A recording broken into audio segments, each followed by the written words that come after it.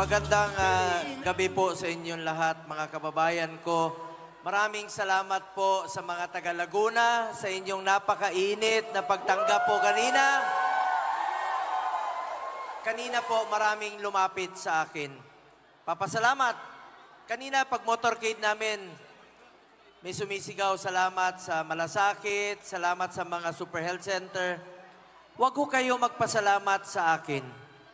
Ako po ang dapat magpasalamat sa inyo dahil binigyan niyo po ako ng pagkakataon na makapagserbisyo po sa inyo. Maraming salamat po sa inyo lahat, mga kababayan ko. Hindi ko po sasayangin yung pagkakataong binigay niyo sa akin. Magtatrabaho po ako para sa Pilipino. Hindi po ako politiko na mangangako sa inyo. Gagawin ko lang po ang aking trabaho. Kung papalarin, pagdating ng panahon, sipag, pagmamalasakit at more serbisyo po ang gagawin ko sa ating mga kababayang Pilipino po. Sa mga kapatid ko Muslim, Assalamualaikum sa inyo. Mahal na mahal namin kayo sa Mindanao, walang diskriminasyon doon. Pantay-pantay doon dahil tandaan natin, ano man ang ating relihiyon, Pilipino tayo, magkakapatid po tayong lahat. Maying gabi sa inyong tanan. Magandang gabi po sa inyong lahat dito po sa Laguna. Mahal na mahal ko kayo. Parati naman po ako rito. Sunog, baha, putok ng bulkan dyan sa Batanggenyo rin po ako. Adopted son po ako ng Calabarzon.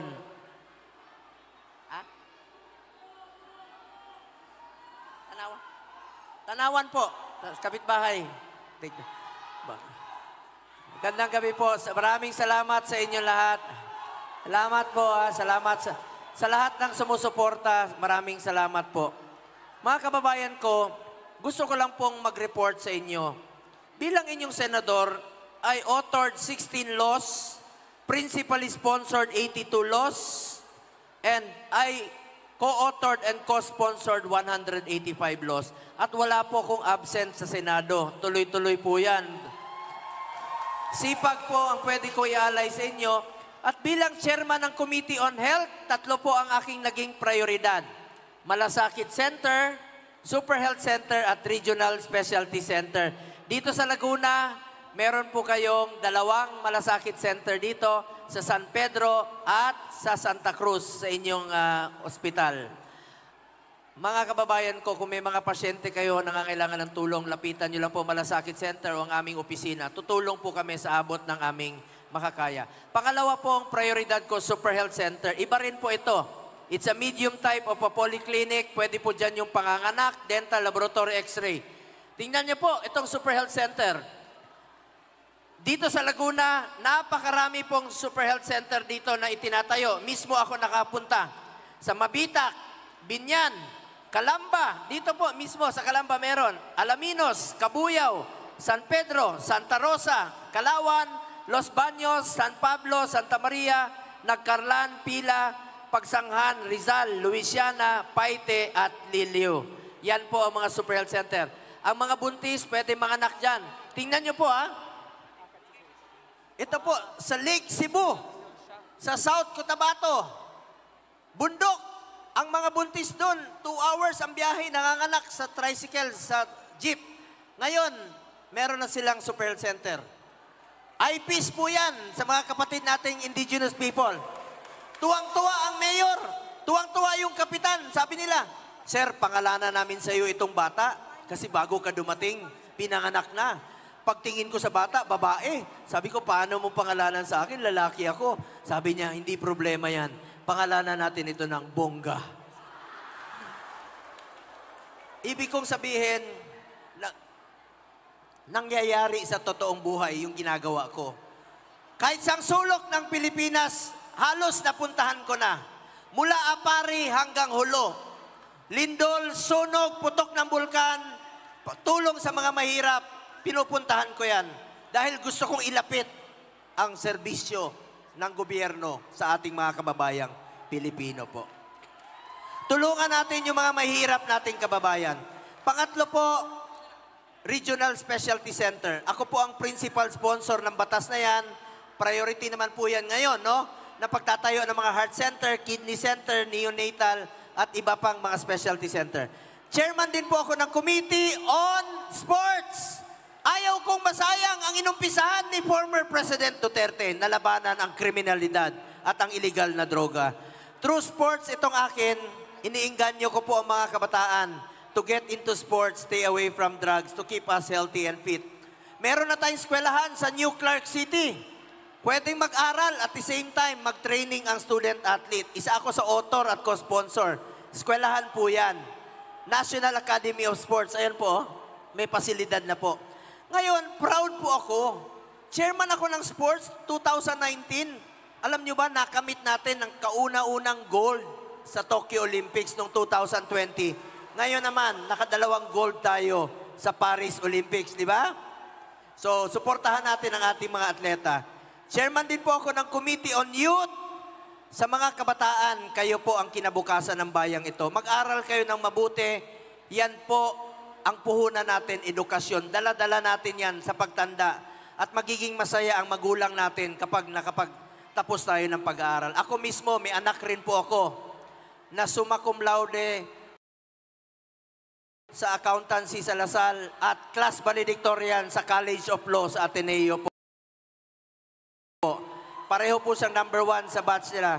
Masayang-masaya po ako, proud po ako bilang magulang. Ganon din po ang mararamdaman ng mga magulang.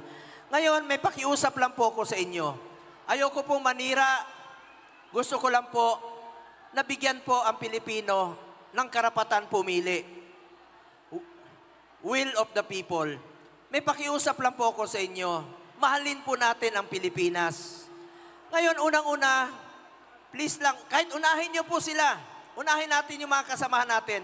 Unang-una, makita niyo po yung pag-organize ng rally na ito. Mga tao po ito ni Pastor Kibuloy. Alam niyo, matagal na silang magkaibigan ni dating Pangulong Duterte. Wala pa po ako kay Pangulong Duterte. Magkaibigan na po sila. Napaka-well-organized po nito.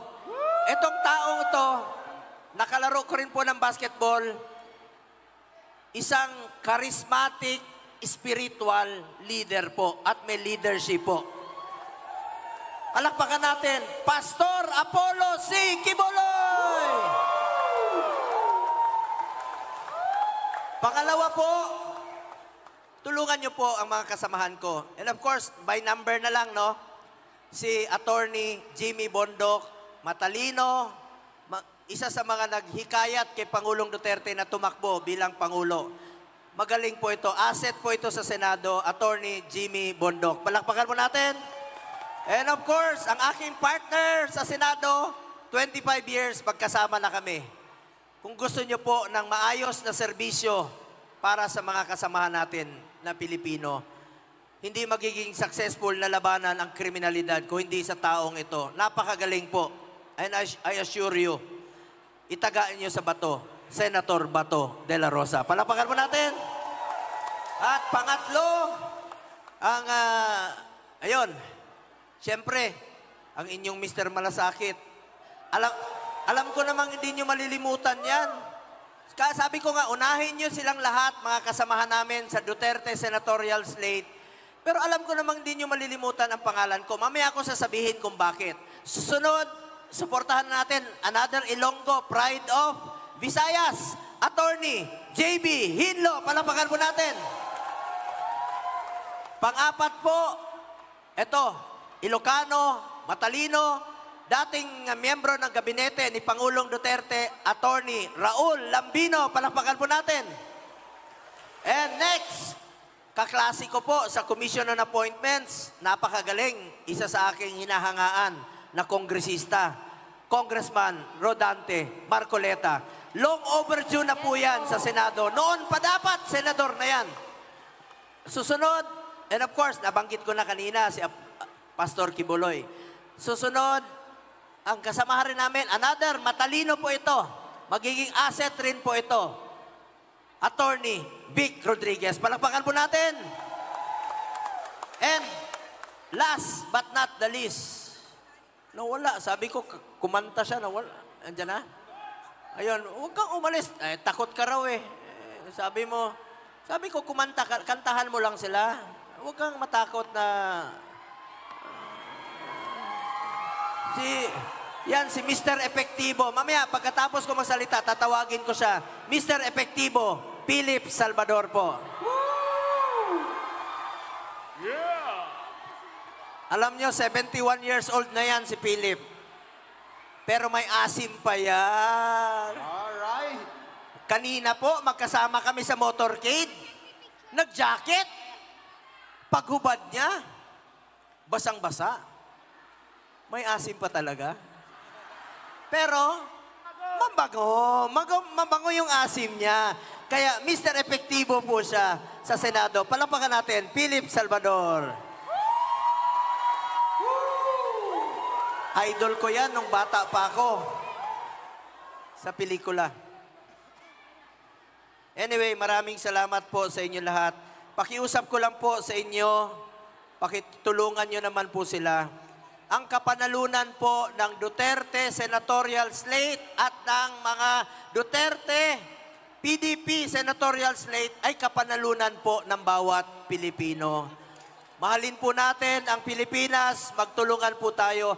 Mas maraming kakampi sa Senado, mas marami pong tutulong at magtutulungan po kami para sa ikaunlad pa ng ating bayan. Sa tuloy na tayo, marami tayong dapat baguhin. Ako po, bilang chairman ng Committee on Health, tututukan ko po itong PhilHealth. Masamang-masama ang loob ko sa PhilHealth. Ang PhilHealth po, para sa health yan. Hindi negosyo ang PhilHealth. Ang PhilHealth po ay insurance na meron tayong masasandalan tuwing tayo'y nagkakasakit. Tama! Kaya nakatutok po ang Committee on Health dyan, pati sa health emergency allowances ng ating mga health workers dahil services rendered na po yan. Maraming salamat po sa inyong lahat, mga kababayan ko. Ako naman po, alam ko hindi nyo ako malilimutan, napakaikli ng pangalan ko. G.O. Tawagin nyo lang po akong Kuya Bongo ninyo. Kahit saan tayo magkita, madali naman tandaan pangalan ko. Pumunta kayo sa kanto, pag nakakita kayo ng traffic light, ano yung green? Go! Go! Pero tuwang-tuwa ako dito sa aking kaibigan. Enjoy na enjoy ako. Pinapagmasdan kita kanina eh. Anong sign na ito? I love you, di ba? I love you po. Ito, heart rin, heart. Heart. Ang go. Oh, ngayon. Ano yung traffic light? Go! Oo, pag gutom tayo, bibili tayo ng manok. Chokes to? Go! Oo. Anong pangalan ng ating minamahal at pinakamagaling na presidente sa buong Pilipinas? Rodri? Go! Anong paborito naming ulam? Mong? Go! Oo, kita nyo? Anong tawag sa mahilig sa inuman? Laseng? Go! Hoy, mga laseng ko, huwag kayong magmaneho pag nakainom. Delikado yan. Pag may nangyari sa inyo, ako na naman ang maalala nyo, pag kayo ay na... Oh, Bongo.